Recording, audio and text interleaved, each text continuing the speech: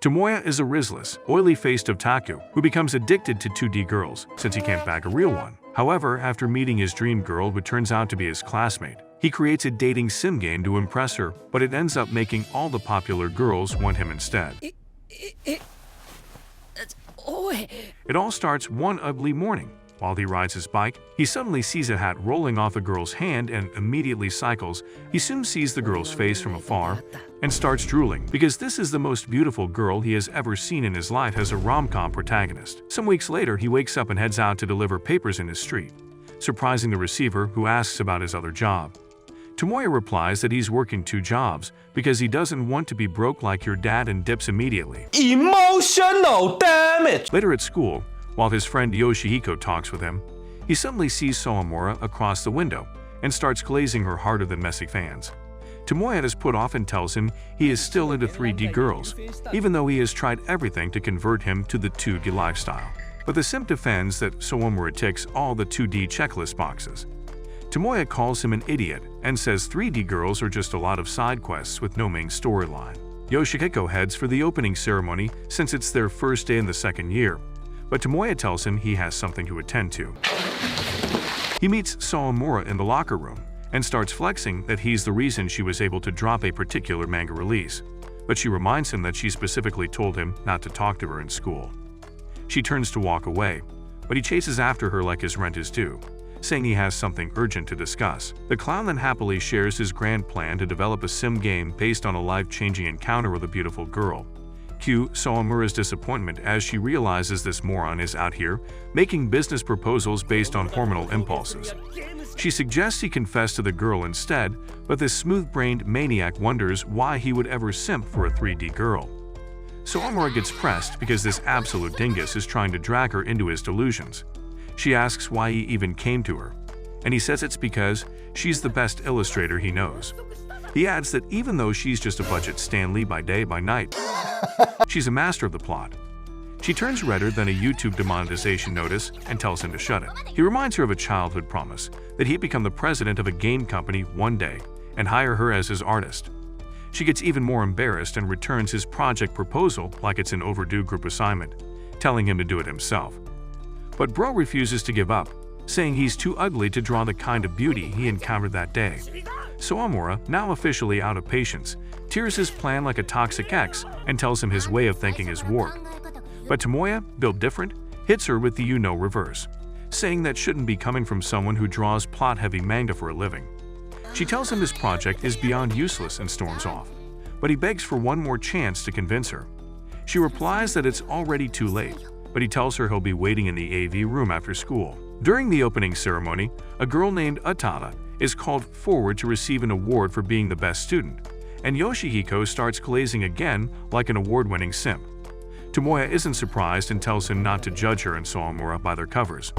After the ceremony, Tomoya meets Atada on the rooftop to pitch his business idea, but she immediately folds his paper like a bad poker hand and calls it trash. She then verbally annihilates him in every way imaginable, making him feel like the worst existence since your birth. She finally tells him she's too busy to entertain nonsense, but Tomoya, determined, hits her with the classic, But wait, there's more! He gives an emotional TED talk about why he can't give up on his dream and wants her on board because she has written a best-selling novel. She doesn't care and starts walking away, but as she does, he tells her if she wants to hear more, they'll be in the AV room after school. Later, as he rushes to the AV room, a girl runs up to him and says a senior asked him to pack some materials, but Tomoya, on a mission, tells her he'll do it tomorrow because right now, he's all about the grind. As he continues running, she suddenly thanks him for helping her with her hat during the summer break, and his brain blue screens. Meanwhile, Sawamura gets to the AV room, expecting Tomoya to be there and says she didn't come because she's interested or anything, only to freeze when she realizes Atada is there. The two start beefing immediately, throwing insults like anime rivals. Back in the hallway, hearing the girl's words, Tomoya runs faster than the Flash in slow-mo, realizing that she, the girl he's been down bad for, is actually Kato. They head to the cafe after this, and Tomoya, now seeing her up close and personal, finally realizes that Kato is kinda cute. She thanks him for the compliment but immediately hits him with a reality check. She's been in his class since year 1, and this is the first time bro has ever noticed she exists. Tomoya, being the NPC that he is, agrees and starts listing her best traits, like her backshot potential, but then gets hit with major disappointment as he realizes that she just doesn't have that mysterious anime girl aura he's been simping over. He suddenly remembers the white hat from their fateful encounter and asks about it, only to find out she already gave it to her cousin. Bro is devastated. He thought he was cooking a legendary romance story, but turns out she didn't even say the ingredients. Seeing his whole mood drop like Bitcoin in 2022, she asks what's wrong, but he just lies that he's thinking about how coincidental their meeting was. She hits him with another L, saying it was pure coincidence since he didn't even realize she existed until now. He fires back, saying there's no way she remembers a walking loser like him. But she actually does because, while he's an otaku, he's not completely useless. Tomoya, never missing a chance to self-roast, says there is nothing that stands out about him except his sausage, Bombastic side eye. which stands out once in a while. Kato ignores the cultured idiot and tells him he's actually one of the school's top 3 celebs, since he got light novels added to the library and hosted anime film screenings at school festivals. But bro is not impressed because being an otaku still means being at the bottom of the social food chain, like a side character in his own life. Meanwhile, Kato hits him with a self-diss, saying she's as plain as a wall with no posters. Tomoya takes it personal and upgrades the roast. She's not just plain. She's like a bugged-out beta version of a character that never got patched. Even if she's cute, nothing about her stands out. And what is he supposed to do with that? This is supposed to be his dream girl. He starts yelling for a refund on his fate. I'm gonna ask for a refund. But Kato suddenly points to the 2 angry girls outside, steaming like overboiled ramen because bro is talking to another girl. The 2 soon join them at the table, and suddenly, Kato feels like an NPC in her own conversation, since she is among the 3 most popular students in the school. Tomoya introduces them as the members of his game creation circle. Sawamura, his illustrator, and Atala, his scenario writer. Kato tries to get a word in, but Sawamura, acting extra spicy, asks her who the heck she is. When Kato says she's just his classmate, Sawamura tells her it's not like she cares or anything like that. A few moments later, Tomoya shares his new development, but the 2 girls trash it like a Twitter thread on bad takes. They con his IQ, telling him to quit already, but he refuses, saying he'll keep rewriting until they stop hating. He even declares that he'll create the best dating sim in existence, turning Kato into the main heroine who will blow everyone away. But just then, they realize Kato has hit them with the peace sign and dipped. The following weekend, Tomoya and Kato meet up, but he nearly screams when she pulls open clothes that look like they were inherited from her great-grandma. He asks if she even remembers why this place is special, but she starts saying random nonsense that makes him want to rage quit the convo. He reminds her that this was where they first met, but she doesn't buy that corny mess and corrects him. They first met at their first-year entrance ceremony, but she casually drops the most backhanded compliment ever, saying she trusts him because he's an otaku, and otakus never touch women. When they arrive, he whips out a stack of dating sims and tells her these will teach her how to be the main heroine of his dreams, not the side quest NPC she currently is. As she plays, Tomoya is getting emotional over the deep plot, but Kato? She's just vibing. The game ends, she rates it a casual 7/10, and Tomoya nearly combusts. He tells her this is the kind of heroine he's crafting her into, but she hits him with a sarcastic comment that makes him want to throw hands. Suddenly, he has a eureka moment. He's been writing his story all wrong, which is no wonder the other 2 girls keep violating his drafts. He thanks Kato for unknowingly making him realize his mistakes, but she immediately gets up, ready to clock out. He panics and begs her to stay overnight to play the sequel with him. She's skeptical about staying alone with him through the night, but he pulls out the "for the sake of my dream" card. When she finally agrees, he hits her with the ultimate gaslight, warning her that if his magnum enters the chat, she only has herself to blame for trusting an otaku. Some days later, Tomoya gets on a call with Kato, but he is still yet to come up with a great idea, even though the deadline is in a few days. However, fortunately, the school will be off for days, which should allow him enough time to devote to the project. He tells Kato they need another sleepover session to catch on so they can win Sawamura and Atala over to create the best dating sim of all time.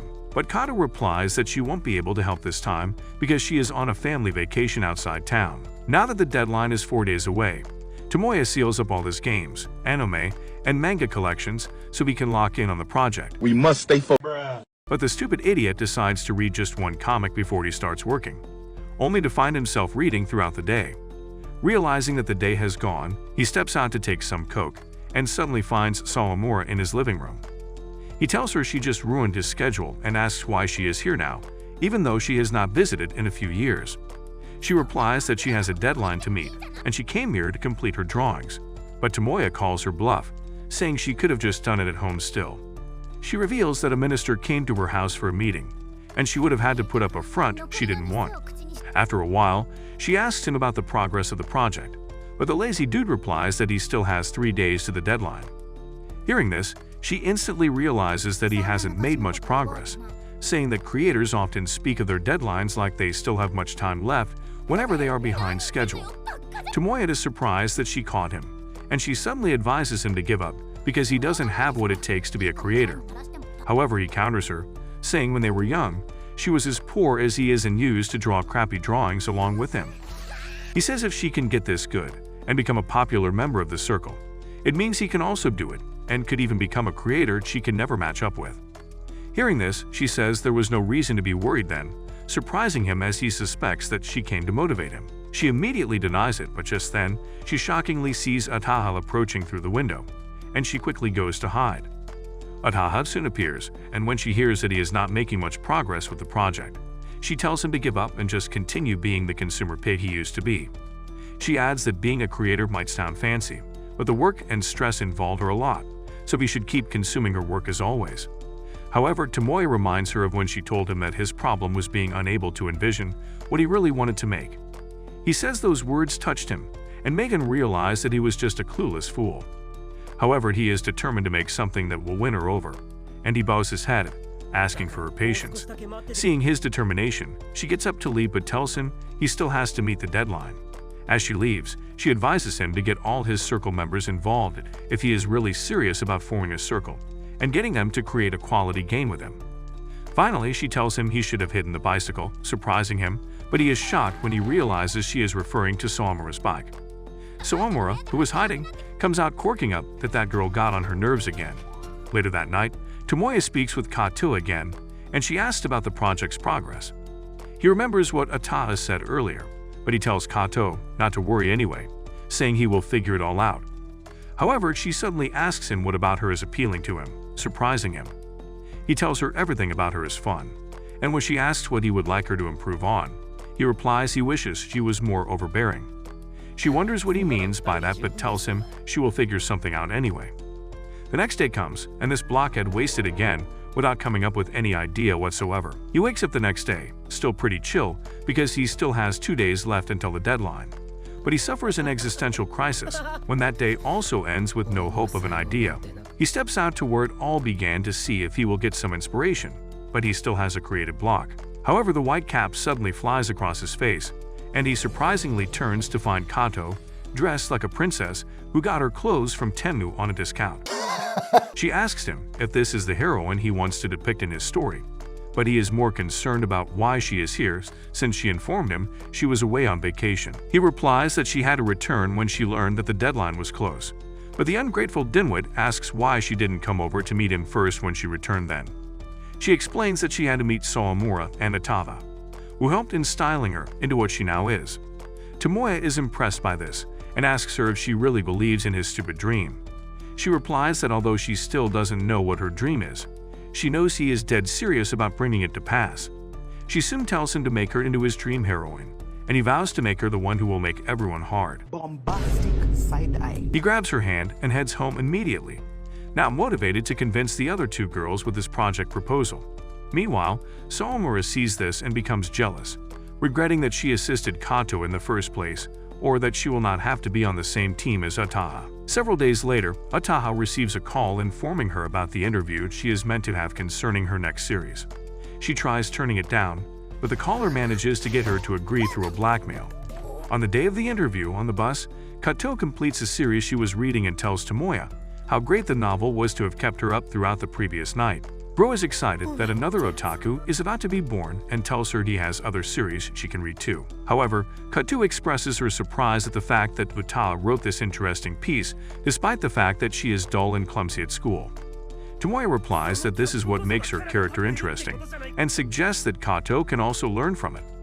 Kato says that only a god can be an author and have good grades at the same time. But Tomoya doesn't think so, as he says Otaku has really worked hard and sweated blood to achieve that. Meanwhile, he adds that she is like a god to him, and he can't wait till her new series comes out. He then says he will ask her what the story is about. But Kato asks if Otaku considers him that important to feed him in on that information, immediately causing him to suffer PTSD.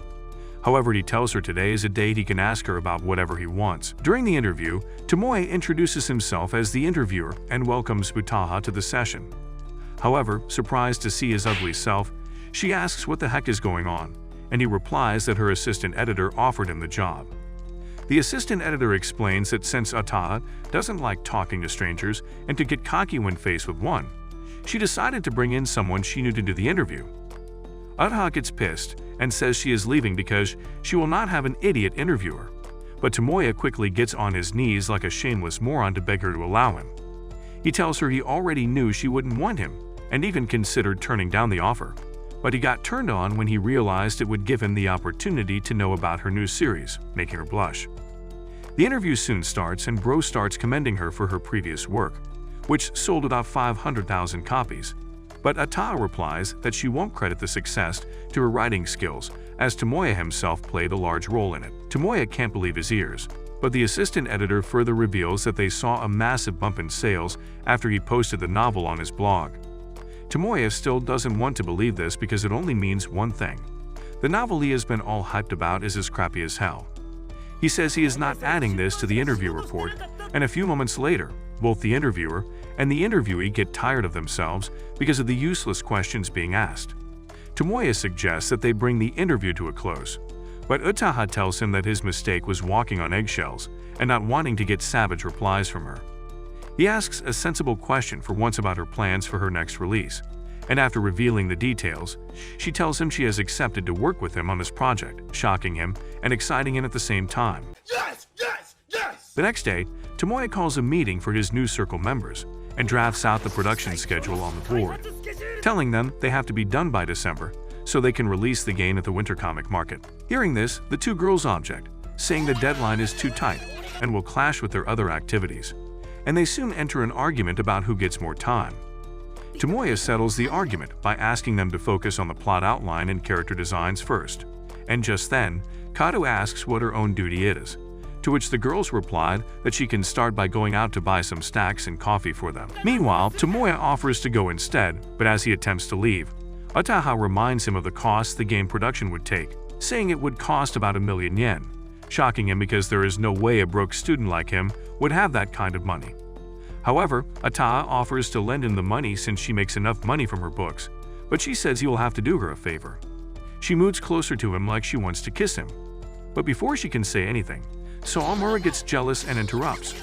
The two girls begin their pointless arguments again, and Tomoya stops them, saying he will find a way to sort the money, but he tells them he only needs them to put their best into coming up with a banger. The next day, Bro starts working his behind off, determined to make the best dating sim in history, but in one of his shifts at a restaurant, he suddenly sees his heroine come in with a dude, and his BP almost hits an all-time high. The following day at school, she explains to him that it was his cousin who had come to visit, but Tomoya isn't having it, saying even though he had told her to stand out, he never meant it in a bad way, like this. He explains that she is going through her transformation arc to become the heroine that turns Sigma males into beta sims. We must stay focused, brothers. He suddenly tells her, begging that she shouldn't see her cousin anymore till the game is finished at least, but she replies that they already fixed a date for this weekend, immediately losing a nut in Tomoya's head. The circle's activities begin, and Sawamura finds it difficult to get different expressions from Kato for her illustration, because Kato is one hell of a dead soul with no varying emotions, which makes her mad. Kato steps out for a while for some self-examination, and while she is away, Sawamura complains to Tomoya that she has never taken up a mission so rough before. She adds that that chick is no different than a budget background character designed by an intern who gave up halfway. However, Tomoya explains that Kato actually has emotions, but just doesn't put her heart into expressing them. Meanwhile, Sawamura stands on the opinion that this is the most useless character she has ever met, but the idiot gets angry, defending that Kato doesn't even fit for a character. However, he tells her not to worry so much about the character design since there is still enough time to work on it. Soamura agrees to this and suggests she just come to his house by the weekend so they can get it in once and for all. Tomoya flinches when she says weekend, prompting her to ask if he has a plan for the weekend. He suddenly asks her if she has been on a date before. Hearing this, Ataha, who has been working on the plot, instantly knocks off her laptop and starts twitching. Kato, however, like every gold digger, asks him if he has taken her out, but dude hits back with a brutal no. He tells her it's a hypothetical situation in which he was kinda roped in by some girl into going to the shopping mall with her, and he just wants to know what Soamura would have done. Soamura goes on to give some half-hearted replies, which helps no one, saying he should try not to be too forward with the girl, but act chill like he's a major shareholder in Apple. However, he replies that he has always wanted to be himself instead of putting up a false facade. He adds that Kato acts herself with them even though she is not an otaku, and that's one thing he likes about her. Hearing this, Soamura suspects that he actually has a date with Kato, and she gets angry that he was fooling her. Ataha overhears their conversation and instantly enters a flow state, acting like she's demon-possessed, as she is excited that she has finally found the best plot scenario for the game. The next day, she comes with the printed draft and gives it to Tomoya to read through so he can give his opinion. Tomoya gets very excited as he reads the plot and thinks this might be just perfect for the game. However, a few moments later, when Ataha asks if this can be passed as the final draft, he gets suddenly quiet and says he will need some time to think it over before he finally greenlights it. 3 days pass, and the dummy still has yet to give his feedback, making Soamura impatient because this is restraining his artists and destroying their morale. She tells him to give his approval and let them move on with the project, but he replies that he can't allow that because even though he finds the story exciting, something about it just doesn't satisfy him, but he can't seem to place what it is. Ataha gets pissed, and as she leaves, she tells Tomoya it is happening again, and he won't give her an answer this time either, which immediately flashes some memories across his mind. Later, after the two girls leave with just Kato and Tomoya left in the room, she reminds him about the date they have the next day and asks him if he would like to postpone it due to the situation happening. However, he replies no, saying this doesn't stop their date. The day of the date, they meet at a newly opened shopping mall, but Tomoya gets stressed immediately due to the crowd, and Kato wishes they came a month later when there's sure to be no crowd. Considering how hectic and crowded the stores would be today, Tomoya decides to pull an Einstein by telling Kato to list out all the shops she wants to go to so they can plan how to touch them all. She gets skeptical that they'd be able to pull this off, suggesting they just visit the few shops as the town can afford them, but Tomoya says he's got this. He plans a strategy for going to all the shops to avoid getting stuck in long queues, and they get moving immediately. A few visits later, while they maneuver their way through the mob, Kato almost falls, but Tomoya quickly grabs her and holds her hand till they get out. Now at the last store, they clap each other high fives, with Kato being very surprised they could do everything in one day. While in a glasses store, Kato sees a pair of glasses and comes to wear it on Tomoya's face as she thanks him for the date, surprising him. Just then, he tells her he will not be able to see her home because there is somewhere he has to go. Some days later, Tomoya tries reaching Ataha, but she refuses to pick up his calls, making him realize that she is still angry with him. Ataha's assistant asks her why she is ignoring him when she obviously has him on her mind and is dying to talk with him. But Ataha replies that she is not interested in him or anything like that. Meanwhile, Tomoya heads to the cafe he and Ataha once met in when he was glazing her for the third volume of her novel. She then asked him what he was expecting on the next volume, to which he excitedly and enthusiastically ranted his opinion while she watched him, smiling like she wanted to gag on his pipe. Back to the present, Tomoya is disappointed that she is not there. Meanwhile, Ataha keeps monitoring her phone like a new who invested her life savings in crypto. Can I get $1? And her assistant tells her to just call the dude already, but she replies that she has nothing to say even if she does. Just then, it starts to rain, and the assistant leaves to get an umbrella immediately. At the same time, Ataha goes down memory lane to when she finished the final volume's manuscript and asked Tomoya to read it for his opinion. Tomoya was surprised and asked her why he asked her to read something so special, and she told him she just wanted to know if it met his expectations, but he refused, saying he couldn't take responsibility. Surprised, she asked him why, and he said it was because he was a big fan of hers. Tomoya, also thinking about this, wonders when Ataha will forgive him since it's been 6 months.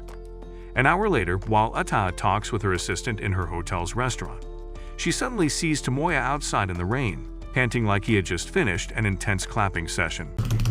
She takes him to her hotel room immediately so he can bathe and change his clothes. Her assistant soon leaves, wishing her luck throughout the night since Tomoya will be in the same room with her, and she quickly turns red, realizing this. Later in the room, Tomoya returns to his senses and realizes that he is in Atada's room. So he quickly grabs his things, attempting to evacuate, but she calls him and tells him to come sit beside her. After he sits down, she asks him why he came here, and he replies that he had tried calling her severally, but she wasn't picking up, so he went to her house where her mother told him where she was. She calls him an idiot for going that length, and he agrees.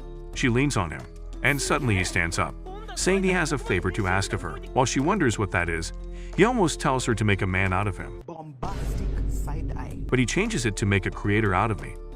Hearing what he initially said, she steps on his head and calls him a depraved virgin boy. Following this, she asks him what flaws he sees in the plot, and he tells her about the date he had with Kato at the shopping mall, explaining how sweet and loving Kato was.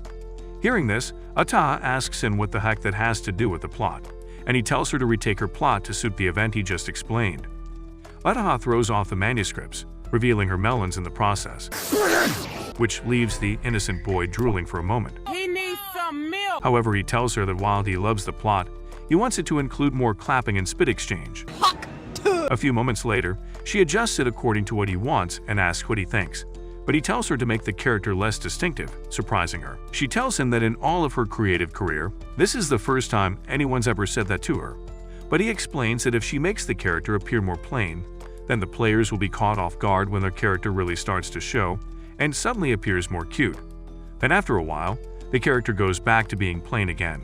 She asks him what sort of a joke he is making, but the doofus defends that people like that exist.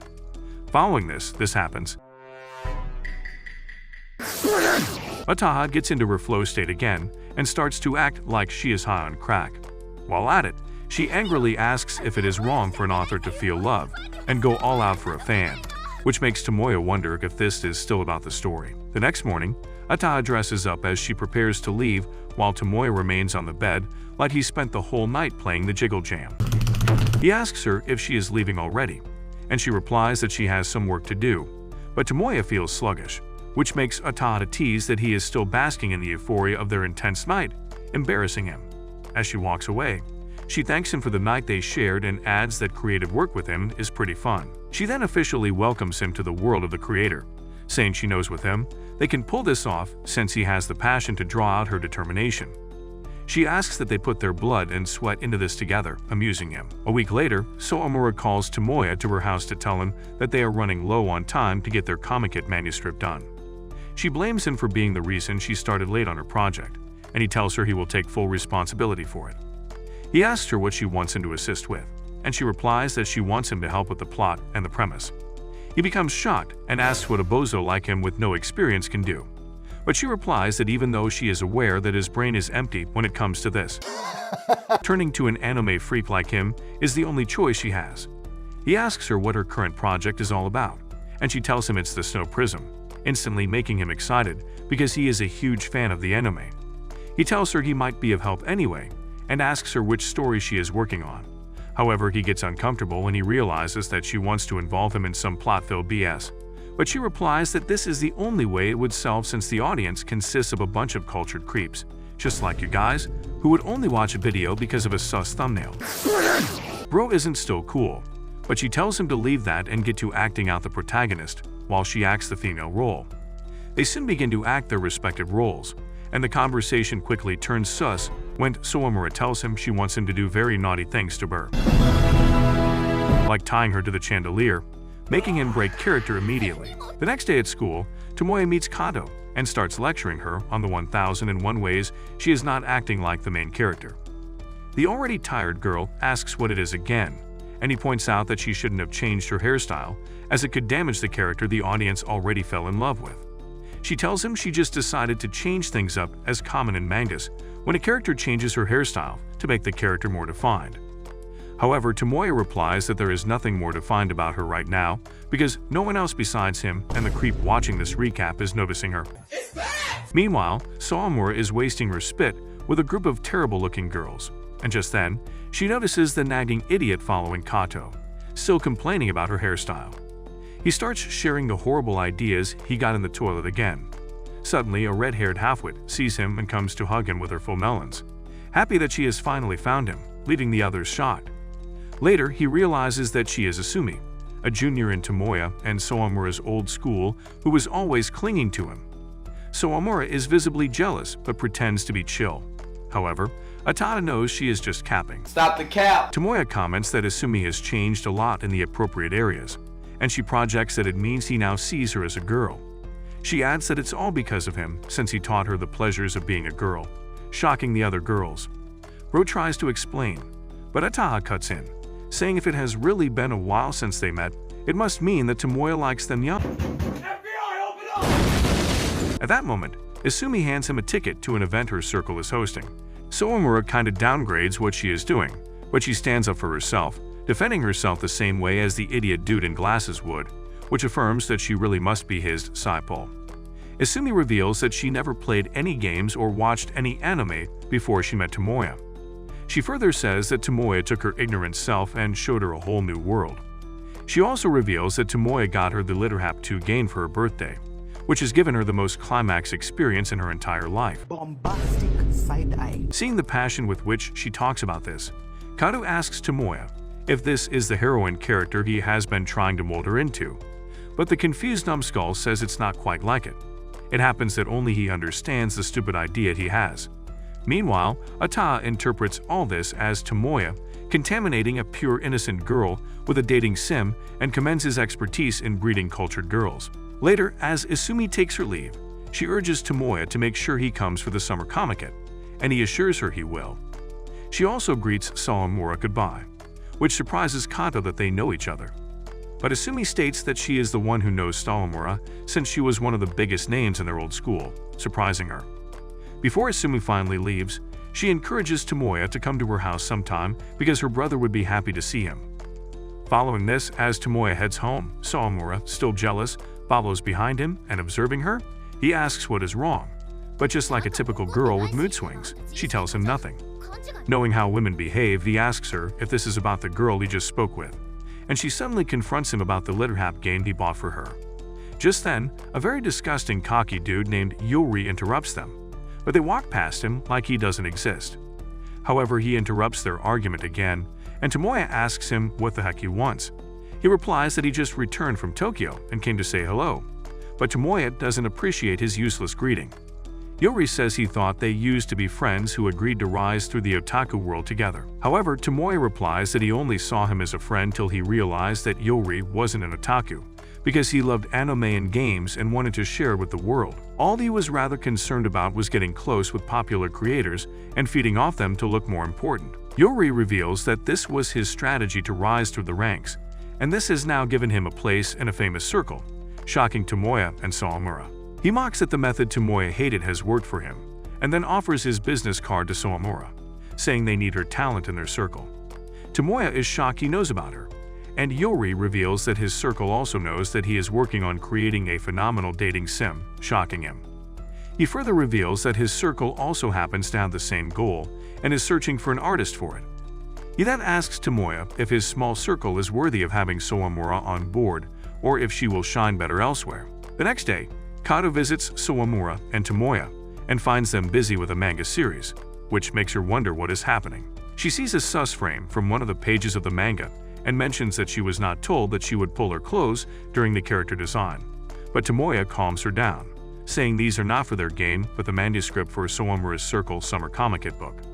She then asks when the comiket is, and Tomoya tells her it's the next day.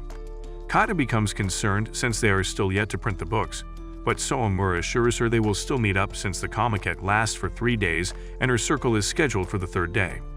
However, this obnoxious fool, always looking for the next stripe to stir, starts to rant, asking why Sawamura is working at the last minute, even though he assisted her in the storyboard. Meanwhile, he remains hyped about the comiket, but he is more concerned about the one that takes place in winter by the end of the year, during which he will unleash his blockbuster debut, dating sim that will revolutionize the industry. He continues to feel hyped about this, but Kato changes the subject back to the comiket happening the next day, keeping him quiet. She expresses her anticipation of experiencing the largest gathering of otakus in the city and says she can't wait to read Asumi's book. Tomoya adds that Asumi's book will be phenomenal judging by her passion for live-hap.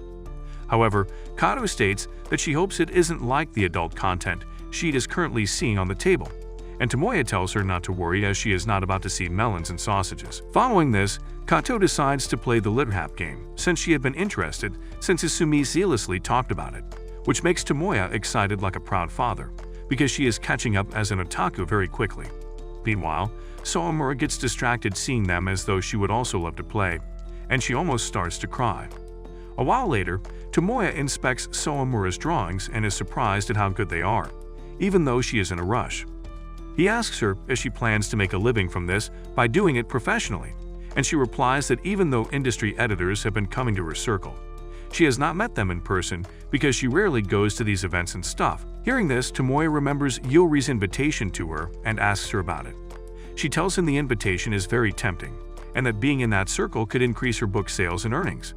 Tomoya asks her what she plans to do moving forward, and when he tries to suggest that he won't stop her if she tries to join, she quickly interrupts, declaring that she is done and it is time to play games.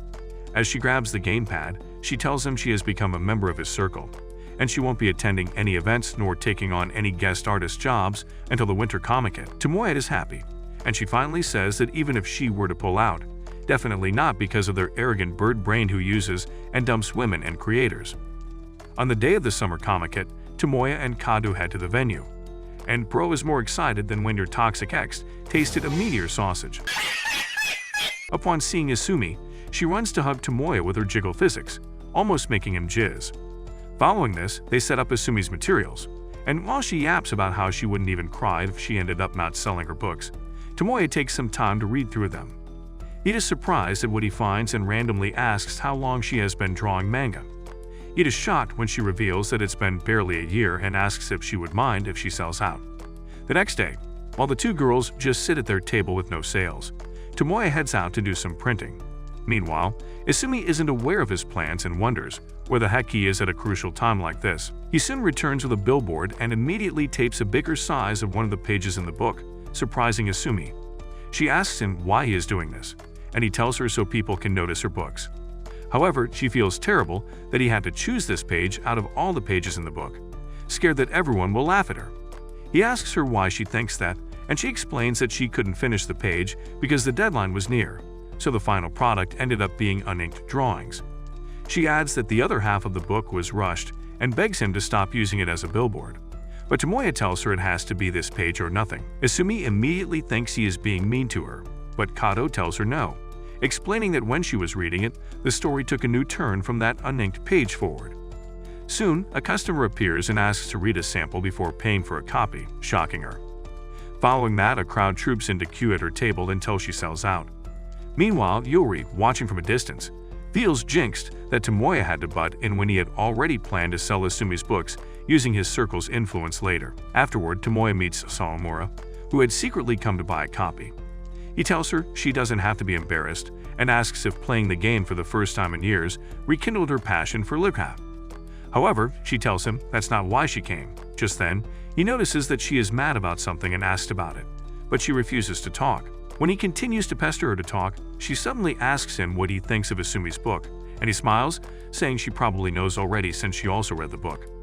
Sawamura then tells him she noticed how hyped he was about selling them, and suddenly states that he has never reacted like that to any of her work, making him speechless. He tries to explain that Sawamura is a big deal already and can sell her works without his help, but she doesn't buy any of his crap. She gets teary and runs off immediately as Tomoya watches her, wondering what to do in this mess. The next day, Tomoya wakes up to find Otala beside him, but he immediately jumps up, wondering why she is there. He soon realizes that Kato called her over because of the incident that happened the previous day with Sawamura. She asks him to tell her what happened with his mouth, but he is reluctant, saying it is between him and Sawamura, and he doesn't want to drag her into it. Hearing this, Otala turns to Kato and likens what just happened to the wimpy protagonist, so common in the world of dating sims who, when faced with the slightest problem, pretends not to be worried, but ends up annoying those around him by dragging them into it. She tells Kato to watch the situation closely as she might need to tackle a similar problem in the future. Tomoya later narrates what happened. But Utaha adds her narrative, saying that after Tomoya glazed Asumi for her books, Sawamura lost her chill and erupted like a volcano before tearing the book into pieces and then throwing the poor girl into a mud puddle. Tomoya rethinks his life choices about the idiot he just trusted to come up with a solution. She suddenly asks him why he went the length of almost riding Asumi's sausage if she had won before Sawamura instead of just keeping how he felt to himself to avoid issues. Tomoya replies that it is not something he can do. He doesn't know how to pretend otherwise when he feels a certain way. He adds that he'd rather hug an electric pole than say that Asumi's books on Utaha's novels are boring. But Utaha tells him that his words came as a fatal blow to Sawamura, and it must have broken her heart to realize that she had lost both her dignity as a creator and her position as his childhood friend. He asks what he should do now, and she tells him he has to bring back the hazy memories and promises of their childhood together to win her over. Kato points out that this time he has to be the heroine in this story, not the protagonist. On the final day of the summer comiket, Tomoya steps out in hopes that Sawamura will be at the event, even though it's unlikely she will be. At the event, he meets Ronald McDonald, who initially pretends to be surprised to see him, but Tomoya tells him to stop the cab, saying he knows his eyes have been on him since he arrived. He then suddenly tells him he needs help with dragging Sawamura back to his circle, surprising him. They start searching for her among the crowd, but all to no avail. Meanwhile, Sawamura is at home feeling gloomy as she dresses up for her father's night party. She suddenly sees some fireworks display and steps out onto her balcony to watch it. It reminds her of her childhood with Tomoya, and just then, he suddenly sees him calling her, replicating a scene in a game they used to play together, shocking her. He extends his hand to her, asking that she follow him out of the castle like they used to, and she holds his hand immediately. They soon reach an old school building where Sawamura suddenly asks why he is trying to make up with her now. She declares that she was the first to introduce him to dating Sims, to which he agrees, saying he really had a blast then. However, she reveals that he betrayed her by introducing another girl to Sims, and tells him he can just bring Asumi into the circle since he doesn't need her anymore. She starts to walk away, but Tomoya suddenly reveals that there's been something he's been meaning to tell her for a long time. While Sawamura thinks it is an apology, Bro says that he is incredibly pissed with her, and he can't forgive her after what she did to him. Sawamura immediately reasons that he must be the gaslighting final boss, since she is the one who was wronged here, but he tells her she is the one who turned her back on him. A couple of years ago, Tomoya had gotten into a fight because of her, and the class despised him for it, but he didn't give a crap about them until Sawamura, whom he thought was his otaku buddy, also abandoned him for new friends. Hearing this, she is surprised and tells him that was the only option she had, but Tomoya refuses to understand, asking her if other friends were so important that she had to leave him. He explains that she was all he had at the time, but she left him, and it took years for him to get comfortable talking to people again. He asks her to apologize, but the equally arrogant moron replies that she'd rather go to hell than apologize. She tells him separating from him also caused her a huge pain and heartbreak, and asks him to apologize too. She then asks why he will choose Asumi's book over hers when she is obviously more skilled and more popular, and the insensitive drops another bomb, saying Asumi's book excited him more. He angrily yells that Asumi is better than her, and that the book Sawamura put out for at the summer comiket sucked more than Man United's performance this season. Bombastic side-eye. He leaves some more derogatory comments, and she begins to cry as she says that she has been grinding really hard to become better. However, Tomoya tells her she is not there yet, and that she has to put more effort and commitment into taking her work to the next level. He also tells her it is fine if she is not striving to go higher. It just means she doesn't care about being his number one. Flashes of their past flood her memory instantly, and she moves closer to him to tell him she will become his number one. And until then, she is not going to apologize, surprising Tomoya. Tomoya later gives her a piggy ride back home. The next day, she turns up with the circle banner illustration, and seeing the drawing, Kato asks if it is just her or if the girl in the drawing is not wearing anything. Utaha replies with a quote that shows she spoke with her behind. What do you mean by that? Afterward, Tomoya approves it and orders the continuation with the production before filling in the name he coined for their circle. Later that evening, they all hop on a Zoom call to discuss the progress of the progress, and seeing Sawamura's activeness, Utaha is surprised and asks her what happened, as she seems to have become strangely motivated since summer comic had ended. Sawamura, never one to back down, Uno reverses saying Utaha too has become hyped up since before summer vacation. Utaha defends that she is a writer, but Soomura mocks her by asking why then is her book hopelessly behind schedule. Ataha wonders who the idiot who told her that is, and Tomoya, knowing that he is that idiot, interrupts immediately, asking that they stop their usual pointless stare-downs. The call soon ends, and Tomoya heads to the bathroom only to find his cousin, Michiru, there. However, she just greets him and casually leaves the bathroom. A few moments later, he goes to her room and sits down looking lost because of the unholy things his eyes saw earlier. So she apologizes for not giving him prior notice that she was there. He tells her she should not be the one apologizing, but should rather have gotten angry that he saw her peaches and slapped him like the usual anime scenes play out. However, she tells him she was the one at fault, which makes Tomoya even feel more awkward because he was expecting to be abused. She suddenly notices his collection of video games and crawls to the location, surprised that he has not outgrown this. However, he becomes distracted by her cakes and tells her she is being heartless right now. Following this, he learns that she ran to his house after she fought with her dad, like she normally does, and he is prompted to ask what happened this time. She reveals that it's because she started an all-girls band in school, surprising Tomoya. After all, he thought she would have quitted it. She replies that she is not going to stop what she just started in less than a year, and Bro goes to list out what her stupid self has quit in the past within 6 months of starting. However, Michiru has maxed out her self-esteem stats, as she says that this must mean that she is some talented genius. She tells Tomoya that she is unlike him, who has stayed with one thing since they were kids. Michiru eventually states that she will be crashing here for a while, and Tomoya gets disappointed when he realizes that his parents don't have a problem with it. He tells her no normal person would appreciate her walking around in those clothes, but she tells him he is the only one who can see her like this. Tomoya immediately clears that he is a grown dude with a fully loaded magnum. However, she suddenly grabs him in between her legs and starts to press his head against her plot, making his sausage very uncomfortable. The next day, in the AV room while he works, Ataha starts to get freaky, asking to help him release his stress in some pleasurable ways, but Soomura quickly interrupts before things get really messy. Ataha leaves, and Soomura takes it up from there with her poses that would make you want to hold your tool, but Ataha calls her out, telling her to stop mixing business with pleasure. Following this, they start to discuss what music to use for the game, and while Tomoya listens to the contributions from the two girls, he suddenly receives a mail from Michiru. Kato notices this but says she will keep his secret. However, Soomura suddenly snatches his phone and becomes angry at him. They tie him up after and begin to interrogate him for having his cousin, who is his age mate, living together with him. The two girls suspect that they are already going the Alabama way, but Tomoya starts narrating their whole history together to save himself.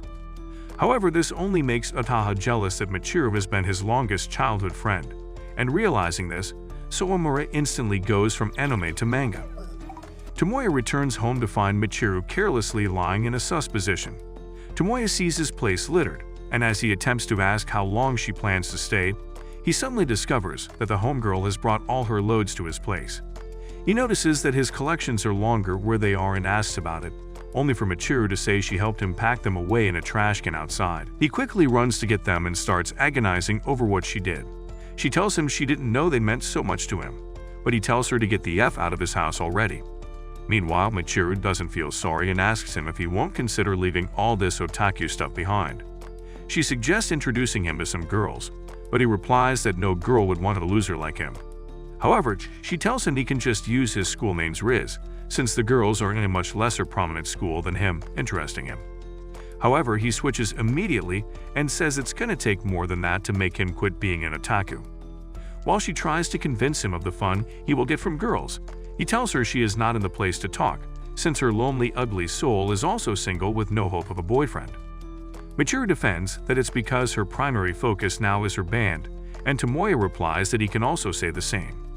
Hearing this, she hits him with the fact that the dating sim industry is failing, saying he might be broke for a long time. He heads to the bathroom after, thinking of how to send her back to her house, but he soon begins to hear her play the guitar and runs out angry to stop her from disturbing the neighbors. However, as he gets to the room's entrance, he gets absorbed by the song's melody, and his game's plot starts to flush his mind. He enters the room and suddenly asks her if she will join him in creating the ultimate dating sim, shocking her. Just then, his towel falls off, revealing his willy in high resolution. The next day, Tomoya introduces Michiru to the rest of the circle, saying she will be doing the music for the game, but Sawamura is insecure about her, because she dresses like it's an all-girls meeting.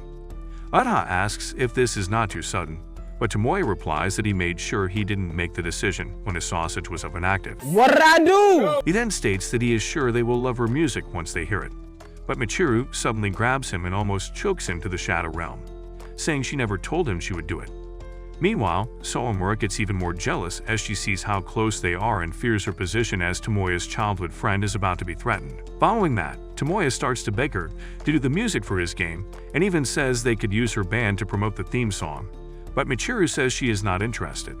Tomoya tells her to take this opportunity to put her talent to good use, but she replies that this is exactly what she does with her band. Uta cuts in, telling him to give up as forcing her to do this against her will only makes both of them unhappy. However, Tomoya replies that Uta was the same way when he asked her to join the circle. Even then, Uta tells him to ask someone else, but he says it has to be her, just the same way the scenario writer has to be Uta and the illustrator Sawamura. Michiru remains stubborn and says they all find a job or something, which pisses Uta off, who wouldn't take an idiot like her looking down on otakus. However, Michiru thinks she will never be a friend to an otaku, and when Tomoya asks what about him, she tells him she doesn't see him as an otaku, just some confused idiot on the path of self-discovery. She begins to share a memory of an event in their past when Tomoya acted like a chill guy and saved her when she was lost in the forest. She gets embarrassed by this and grabs him from behind, while Sawamura also holds him at the front for some two-directional clapping. Later, alone in the room, Tomoya gets restless and Michiru appears, wearing his shirt, revealing her beautiful assets while at it. He gets uncomfortable and says she has to know that he is into girls, not boys, but she doesn't give a heck about what he says. He suddenly tells her that he really wants her, and thinking that he means in the sus way, she unbuttons, ready to choke him in her milkers. He becomes embarrassed and quickly clears that he doesn't mean that, and then tries to persuade again, saying it's for the sake of his dream and of his other friends trying to help him achieve it. However, Michiru remains defiant, telling him that her band is her dream too. Relenting, he asks her if her dad has given her his blessings concerning the band, and she replies that her dad gave her one condition: to find a manager for the band before he can approve of the band. He tells her not to worry, assuring her that he will handle it, making Michiru excited. He then says he will have to look around the entertainment and singing circles he knows to find a great manager for her, and in return, she has to help with the game song. However, she disagrees and tells him that as the manager of the band, he will not even have the time to work on a game. Realizing that she wants him as the manager, he protests, saying the workload from his project alone is up to his neck. She tells him to use this as an excuse to drop his useless game project, but he tells her he can't for the sake of his dream and his friends. Hearing this, Michiru instantly points out that his friends are not as concerned about the game as he is. She adds that they are sticking around for reasons best known to them, and he immediately loses his morale. The next day at school, Yoshihiko is given another chance at screen time, but he starts acting like an idiot almost immediately. He mentions that he observed he and Kato have been spending much time together lately, and he asks if they are dating. However, Tomoya replies that he remains committed to 2D girls, but Yoshihiko tells him that people will be getting ideas if they keep seeing them together. Tomoya is oddly excited to hear this, as it only means she's showing some growth in her heroine by attracting males. Later that evening, he tries to make some progress with the work allotted to him but fails, so the next day, he calls Kato first thing in the morning, during which he suddenly asks if their circle is out of whack and if he is the only one passionate about making the game. Kato calls him to the restaurant to grab some food, and while at it, she shows him what she's been able to come up with. She then shows him the books she has been reading so she can be of help to him, but he replies that no one asked her to do that. However, he tells her she is doing it because she wants to and states that she really wants to try making the game even though she might be as talented as they are. She adds that Sawamura and Uta have been helpful with making the scene she just showed him, and she can't imagine them doing all of this unwillingly. She finally tells him to make her a heroine everyone will envy, and he immediately promises to do so. Just then, she starts communicating with him through the sim, asking if the reason he had told her not to be too friendly towards her cousin was that he and his cousin, Michiru, have liked each other since they were kids, and the feelings are coming back now that she is back. Tomoya becomes embarrassed instantly and apologizes. Following this, while the two listen to one of Michiru's songs, Kato suddenly asks Tomoya if Michiru really has nothing to do with otaku culture. Following this, Tomoya assumes the manager role for Michiru's band, and on their debut show, he informs them that 6 bands are performing the show, of which they will be up first. One of the girls states that this makes them the warm-up act, and Tomoya agrees but explains since today is the band's performance, they have no recognition, achievements, or fans, which is why they were not mentioned on the tickets, flyers, or even the website. Practically, no one in that show is expecting to see their ugly faces, but it was only because Tomoya agreed to these terms that were they able to debut so soon. Or their behinds could have been performing at kids' parties where even the clown gets more cheers. They then pull a hands-in cheer afterward to keep themselves hyped. Meanwhile, Kato and Ataha arrive at the show, but before they enter, Ataha blames Kato for putting up with Tomoya's track record of making bad decisions without stopping him. And no matter how Kato tries to convince her to have faith in him, Ataha keeps countering her. So Kato starts to walk away, realizing that staying around this knucklehead is giving her more stress than you have as a Man United fan. So Omura soon arrives too, but as soon as they attempt to go in, she suddenly decides to go back home because she can't cope with watching her longest childhood friend to Tomoya status taken from her. Kato encourages them to have faith in the poor boy for once, but Ataha asks her what one thing that Idia has done right to inspire faith in them. They finally enter the green room only to find out that Michiru is now a cowgirl and rides horses like a pro. Michiru is bothered about the cosplay costume bro gave them to wear, and Tomoya, in a position you wish you were, calmly tells her that it's time to reveal the truth about her band to her. He explains that when she first met the others in the band, the songs she met them playing and the ones she played after joining were all covers of anime songs. He adds that before she joined, everyone in the hardcore anime cover band was bound by their shared otaku interests, and they kinda made her believe she was playing the latest trendy pop tracks. However, because she never loved anime to begin with, she couldn't realize that that was what every song she was exposed to was, so much so that her songs have even started to develop anime-like melodies.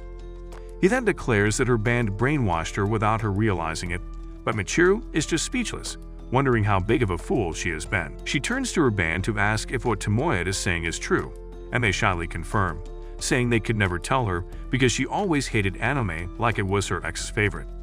Tomoya then gives a shocking revelation that the world around her is a bit more otaku than she thinks, but she tells him to shut his disgusting mouth.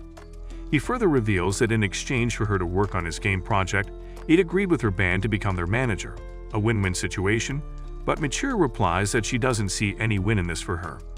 Tomoya then boldly says that if she doesn't like it, she is free to quit, take off the costume, and leave this place immediately, shocking her. Her friends begin to beg her, expressing how much they need her, and also want to sing anime songs.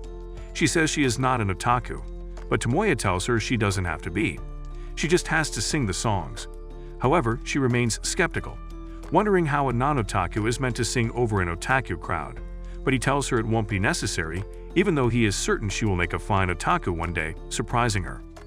Following this, Michiru and her band get on the stage and render a blast that leaves the audience super excited, surprising her. Later, after the show, Tomoya meets her to ask her how she feels to play her first show, and feeling excited, she tells her that she never imagined they'd be so into it. Tomoya replies that this is what otakus who come to concerts do. He then says he has made her dream come true, and now it is time for her to make his dream also come true. He finishes off by saying he will turn Ataha's writing, Sawamura's illustration, and Michiru's music into a miracle, and Michiru comes to hold his hand in agreement. Afterward, on their way home, Sawamura remains jealous, but Kato expresses how glad she is to have Michiru on the team because she will be writing good songs for them. However, Sawamura does not agree, saying that even without the music, their scenario and artwork are good enough to make people cry. She suddenly turns around to ask if what she said was real, and Kato replies that she is only glad about 2 things in what she just said. Firstly, she now respects Ataha's word, and secondly, she is now serious about making the game. Kato finally says she can't wait for the Winter Comiket to see what kind of game it will turn out to be, and keeps walking, but Sawamura surprisingly calls her by her first name. Though embarrassed, Sawamura defends that fellow otaku who stay up all night working on a game shouldn't be so formal. But the only thing Kato can remember is Ataha's warning that her life could become a living hell if she gets too close to Sawamura. However, Kato shoves that under the rug and calls her by first name too. A few weeks after, Ataha finally completes writing the scenarios, and after proofreading the material, they are excited that the first stage of their game is done while it is still 2 months to the comic end. This is the story of otakus and non-otakus coming together to make their dream come true, the end. If you enjoyed this recap, clap the like button and subscribe to the channel if you're yet to for more plot-filled adventures. If you like anime recaps like this, watch this video right here.